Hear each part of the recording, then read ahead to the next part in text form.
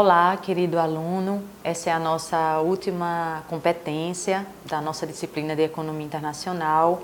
Nós vamos ver balanço de pagamentos, que nada mais é do que o registro de todas as transações ocorridas entre os países. Tá? Da mesma forma que uma empresa ela faz o registro contábil de todas as suas entradas e saídas, as nações também registram isso entre as transações entre as fronteiras. Tá? Então, nós vamos analisar a partir de agora uma tabela. Tá? Essa tabela ela vai mostrar todas as contas do balanço de pagamentos. Nós vamos mostrar através dela todas essas contas. Então vejamos, da mesma forma que qualquer empresa tem o seu balanço, um país também deve ter o seu. E esse registro de transações internacionais do país com o resto do mundo é chamado em economia de balanço de pagamentos. As contas também funcionam como um balanço normal, com o método das partidas dobradas. Vocês já ouviram falar disso? Ou seja, onde para todo crédito há um débito no mesmo valor. É desta forma que se registra entradas e saídas no balanço de pagamentos, qualquer que seja ele. Tá? Essa tabela aí mostra como é o método das partidas dobradas, que é débito e crédito. E aí, vamos então agora passar para o conceito. Vejam, o conceito de balanço propriamente dito nada mais é do que o resumo contábil das transações econômicas do país com o resto do mundo. Ou seja, tudo que entra e sai do país é registrado no nosso balanço de pagamentos. No Brasil, desde 2001, quem faz esse levantamento e registro é o Banco Central do Brasil. Como já mencionamos, as contas serão creditadas e debitadas de acordo com o método das partidas dobradas. O importante saber é que toda entrada de divisas chamamos de moeda estrangeira, tá? Entrará numa conta do balanço de pagamentos e receberá o valor positivo. E toda vez que compramos algo lá fora do país ou precisamos fazer pagamentos e doações, ocorre a saída de divisas do país. Estas contas serão registradas em débito com sinal negativo. Vamos a alguns exemplos para que fique bem claro, né, para nós essa questão. Sempre que exportamos, enviamos mercadorias para fora do país. Quando o nosso cliente estrangeiro recebe a mercadoria, ele envia as divisas, o dinheiro como pagamento pela compra. Esse dinheiro é sempre colocado na entrada com um sinal positivo, correto? Sempre que recebemos doações do resto do mundo por algum motivo, para algumas instituições de caridade, por exemplo, quando algum país resolve transferir parte da renda para as doações, e nesse caso não exige contrapartida, entram também com um sinal positivo. Sempre que recebemos empréstimos, também a conta é creditada e quando vendemos ativos na Bolsa de Valores, essa conta também será acreditada e entrará com um sinal positivo.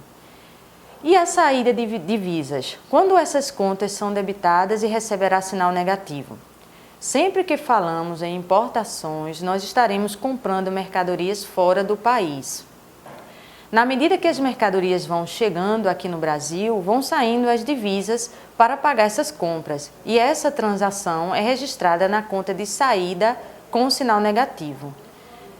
Da mesma forma que se fizermos pagamentos de doações, pagamentos de empréstimos e compra de ativos, certo? O importante agora é entender bem a estrutura de um balanço de pagamentos, como funciona, onde estão as contas, onde são feitos os registros. Pela tabela resumida do balanço de pagamentos que vocês podem ver, podemos perceber duas grandes categorias de contas, onde estão inseridas as diversas subcontas e siglas. Vamos chamar de siglas, tá certo? Ao final, falaremos de erros e omissões, que é uma outra conta de acerto e do resultado de balanço de pagamentos. A primeira conta é onde se faz o registro físico, ou seja, o registro das compras palpáveis, das compras materiais. São as transações correntes. Nós chamamos de conta 1, para poder destacar, distinguir. A outra é a conta capital e financeira, nós chamamos de conta 2.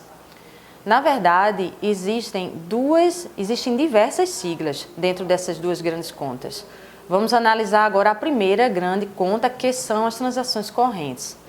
Essa tabela ela está com as grandes contas que já mencionamos, e algumas das principais siglas, porque a completa contempla diversas siglas dentro dessas subcontas. São muitas de verdade, que nem daria para colocá-las aqui inteiramente no monitor, tá certo? Então vamos ver apenas essas que vamos demonstrar. Se vocês quiserem, poderão ver depois uma tabela realmente completa, se quiserem se aprofundar no assunto. Vamos explicar agora cada uma dessas principais, tá? A conta de transações correntes, ela é formada pela balança comercial, que chamamos de conta agora 1.1, né? Ela está abaixo da conta 1. A conta serviços e rendas 1.2. Separei as duas para podermos entender melhor de que contas ela é formada. E as transferências unilaterais correntes, que é a conta 1.3. Iremos estudar agora cada uma dessas três contas. Não esqueça que elas formam a conta de transações correntes, ok? Então, quando se exporta ou importa alguma mercadoria, esse registro entra na conta da balança comercial. Conforme já mencionamos, quando um país exporta, ele está vendendo algum bem ou serviço a outro país e está sendo pago por essa venda. Desta forma, o registro é feito positivamente na balança comercial e, portanto, também no balanço de pagamentos. Representa uma entrada de divisas, de moedas estrangeiras, não é? Na contabilidade de nosso país. Do contrário, quando o país importa, trazendo, né, mercadorias, ele traz mercadorias, ele está comprando essas mercadorias em outro país, portanto terá que pagar essa transação, fazendo com que a conta balança de pagamentos da grande conta transações correntes seja debitada. Entra, portanto, com um sinal negativo. Assim, a balança comercial é o resultado líquido dessas transações de exportações menos importações. Matematicamente falando, podemos dizer que balança comercial, representada pelas letras B, C, X é a exportação da balança e M a importação, tá? Dizemos que ocorreu um superávit na balança comercial quando o valor das exportações for maior que o valor das importações. Como a exportação refere-se a uma entrada de divisas e as importações a saída de divisas, quando a exportação é maior que a importação, dizemos que o resultado líquido é positivo, ou seja, superavitário, tá? E que ocorre um déficit na balança comercial quando as importações forem maiores que as exportações. Então, por que déficit? Porque o valor da saída de divisas das importações é maior que as exportações. Isto é, maior que a venda de mercadorias fora do país. Vamos agora à conta serviços. Ela registra toda a compra ou venda dos serviços que as empresas prestam, isso entre os países, tá? Está nessa conta, então, todo o gasto realizado com viagens ao ou do exterior, isto é, de pessoas vindas do exterior ou de pessoas que irão viajar ao exterior. São gastos de pessoas daqui em viagens ao exterior e de não residentes em viagem para cá. Registro de transportes é outra sigla, fretes de cargas ou transporte de pessoas, registro de gastos de pessoas que não moram aqui com a utilização de equipamentos nacionais e registro dos gastos de pessoas daqui com a movimentação de pessoas ou equipamentos estrangeiros, certo? Tem também o registro de seguros relativos à movimentação de pessoas e cargas. São os seguros de viagens internacionais contratados em outro país.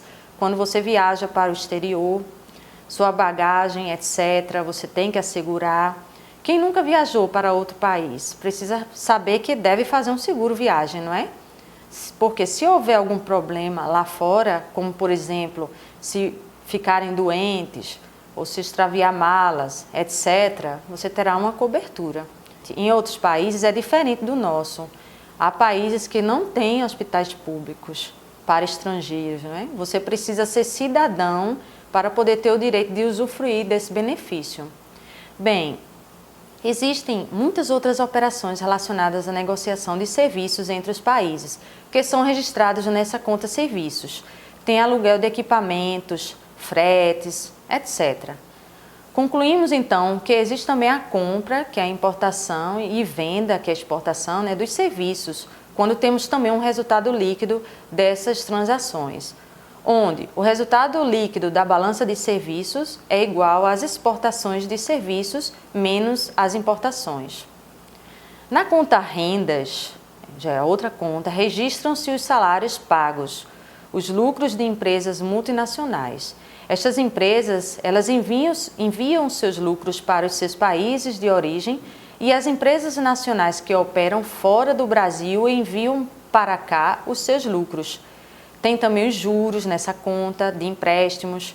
Todo empréstimo que se toma em outro país, os juros também são registrados nesta conta.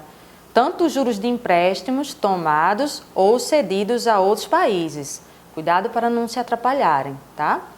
Agora é a última conta da conta transações correntes, dessa primeira grande conta. São as transações unilaterais correntes. Esse é um registro de via de mão única.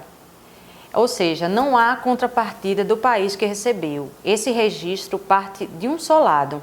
São as doações, os donativos para países que passaram por catástrofes, não é? Por exemplo, ficaram países arrasados. Então, esses países enviam remessas de ajuda e entra por essa conta. Concluído o estudo da conta transações correntes, né, dessa grande conta, vamos agora à segunda grande conta, que é a conta capital e financeira. Nessa conta são registrados bens não financeiros, são representados por marcas e patentes. Aí você pode me perguntar o que quer dizer isso, né? Se uma empresa deseja usar aqui no Brasil uma marca internacional, uma marca de outro país, ela deve registrar na conta capital essa aquisição, tá certo? Na conta financeira já são registrados tudo que está relacionado a investimentos ou reinvestimentos produtivos, ou seja, sempre que uma empresa de outro país deseja investir em algo aqui no Brasil, essa empresa internacional remete o dinheiro para uma empresa sua aqui ou reinveste aqui os seus lucros na sua própria empresa mesmo. Podem reinvestir também em uma nova unidade, isso varia muito. Na conta erro e omissões, que é nossa última conta, registra-se as divergências entre fluxos de entradas e saídas de recursos e as variações nos estoques de reservas cambiais do país. Há um exemplo bem claro que nós deixamos no seu caderno de estudos, mas basicamente essa conta ela é usada para fazer acertos no balanço de pagamentos. Registra aquela variação das reservas que não foi explicada por nenhuma outra conta, ou seja, ela não se encaixou em nenhuma outra conta. Por fim, o balanço de pagamentos tem um resultado que pode ser superávit, pode ter um resultado superavitário ou deficitário. Ou seja, se as entradas de capital estrangeiro for maior do que as saídas de capitais, a saída do capital, não é? Dizemos que houve um superávit. Se as saídas forem maiores, disse que houve um déficit. Esta nova tabela que eu coloquei agora para vocês, tem também no caderno de estudos, tá? Ela é mais atualizada, é a mais atualizada do Banco Central. Percebam que houve um déficit no balanço comercial no ano de 2013. Observe que tivemos um saldo negativo na grande conta de transações correntes nesse mesmo ano de 2013, infelizmente de 81.227.000, tá? Veja também que temos saldos negativos na conta serviços e rendas nos 3 anos mencionados. Provavelmente gerou um impacto negativo da conta de transações correntes e, por conseguinte, no balanço final, né? Mas existem, gente, muitas outras siglas, muitos detalhes que não comentamos para não confundir. Se você for analisar mesmo o balanço de pagamentos, terá que estudar diversas contas que aqui foram omitidas, porque esse assunto realmente merece especial atenção. Se vocês quiserem depois, como falei já, se aprofundarem, essa competência, ela objetiva apenas mostrar de uma forma geral, ela não iria se aprofundar no balanço de pagamentos. Gente, vejam só, essas siglas, como eu falei, são diversas siglas no balanço de pagamento. Se vocês quiserem realmente se aprofundar, terão que entrar lá no site do Banco Central, pegar uma tabela completa, tá, para analisar sigla por sigla dentro de cada uma dessas contas, tá certo? Os gastos dos brasileiros, por exemplo, nessa sigla de viagens internacionais, pode ser um dos grandes motivos dos déficits que ocorrem, não é? Esse é um grande problema no nosso país. a questão das viagens internacionais, ou seja, o que os turistas deixam de gastar aqui, gastam lá fora. Então, fica como uma saída no balanço de pagamentos e registra, e muitas vezes dá um resultado de déficit. Bem, meu caro companheiro de jornada, eu deixo aqui o meu abraço fraterno e carinhoso para vocês, dizendo que contem comigo. Eu espero que você tenha aprendido algo destas belíssimas lições de economia. Então fica aqui para você uma frase para reflexão, para nós reflexionarmos sobre isso. É de um filósofo francês, psicanalista também, chamado Jacques Lacan. Eu posso saber tudo o que disse, mas nunca posso saber o que o outro escutou. Então reflita sobre essa frase. A partir de agora estarei sempre com vocês no AVA, sempre com você no AVA. E contem comigo até que vocês concluam essa disciplina. Eu vou esperar muito ansiosa que vocês tenham êxito, tá bom? Um tchau muito carinhoso para vocês.